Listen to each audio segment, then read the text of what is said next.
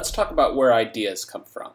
When a mommy idea and a daddy idea love each other very much, I'll spare you the rest of the story. Suffice to say, it is creepy on multiple levels. After finishing PI, I spent a few months trying to come up with new ideas.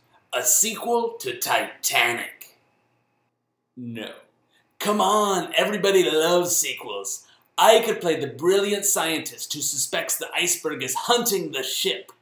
Most of the ideas were pretty horrible.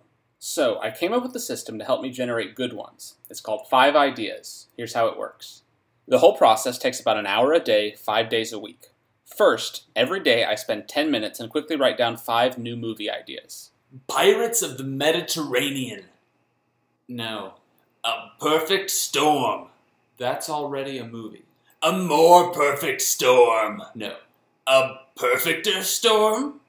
Most of the ideas won't be any good, but that's okay.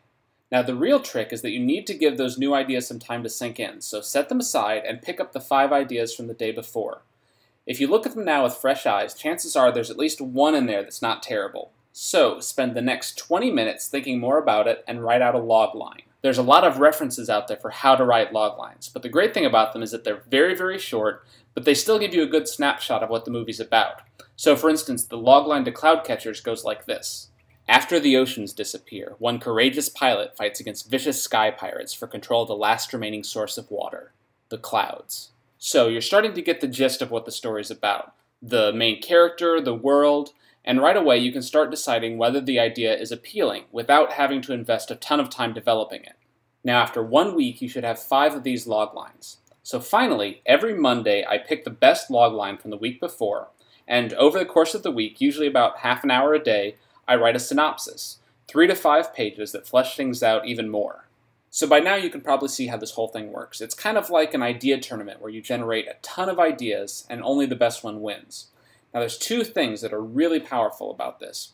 First, it's much easier to let go of a bad idea because you have a bunch of other options that are probably much better to take its place.